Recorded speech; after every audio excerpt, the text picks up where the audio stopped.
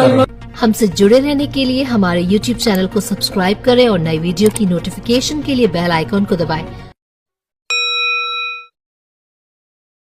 साहब, हमारे सांसद प्रतिनिधि भी यहाँ मौजूद हैं, हमारी लोकसभा के और हमारे लोक सेवा के जिला पंचायत सदस्य और तमाम सीनियर नेता भी यहाँ मौजूद। सम्मानित पत्रकार साथियों, मैं मेन स्ट्रीम मीडिया के साथियों के साथ, वो भी आज सुबह से कह रहे हैं सर इतना समय किसी का इंतजार नहीं करते हैं, जल्दी बोल लो जल्दी बोल लो। और हमारे छोटे छोटे परिवारों से निकल के आज गांव गली देहात के जरिए असल खबरों पे बहुत बेहतरीन प्रकाश डालने वाले मैं मीडिया के यूट्यूब मीडिया के साथियों का भी बहुत बहुत धन्यवाद करता हूं कि उन लोगों ने भी कंपटीशन तो बना दिया है, इस बात को तो नकारा नहीं जा सकता। आज तक तो कई बार उनके चैनल से उठा के खबर मेन स्ट्रीम मीडिया के लोग चलाते। मेरे याद, मैंने लास्ट टाइम एक भाषण दिया था कावड़ के समय, और मेरा भाषण, क्योंकि मैं वकील हूं तो मैं संविधान के खिलाफ जाके एक शब्द नहीं करता। इस मंच से बहुत सारी बातें की गई, सबसे मैं सहमत असहमत हो सकता हूं, उनके व्यक्तिगत विचार भी हो सकते हैं, लेकिन क्योंकि मैं संवैधानिक पद पे हूं और मैं संवैधानिक तरीके को ही सही तरीका मानता हूं, तो मैंने तब दिया था एक बयान एक गांव में नजीबाबाद के, और वो बयान ये था, आज भी वो तार्किक है।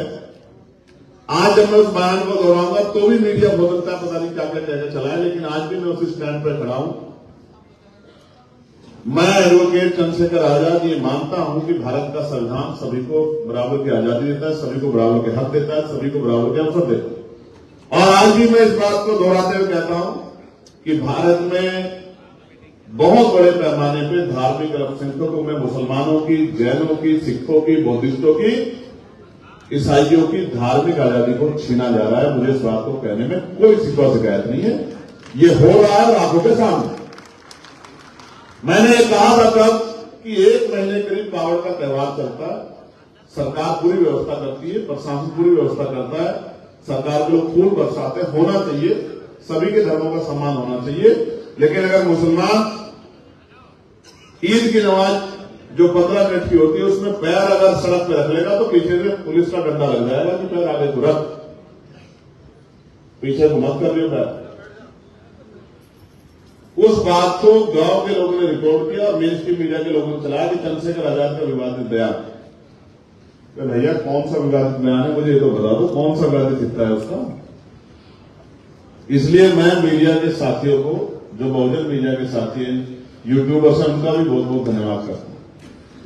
प्यारे साथियों, ये कार्यक्रम जो है मुस्लिम संवाद, समस्या और समाधान, आप तीनों लोग पहले बैठ जाओ, दूसरी बात नहीं बोलूंगा। ये जो वॉलंटियर साथी इनको कह रहा हूं, मैं एक बात को एक ही बार बोलता हूं और मुझे उम्मीद है कि मेरे भाइयों की बात को वो समझ में आ जानी चाहिए।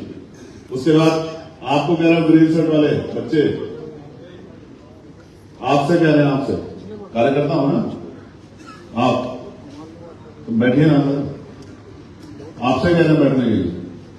ये पत्रकारों का नहीं पढ़ने देना, आप बैठ जाओ, आप बैठ के सुनो, सुनोगे नहीं तो फिर अमल कैसे करोगे, उस पर काम कैसे करोगे।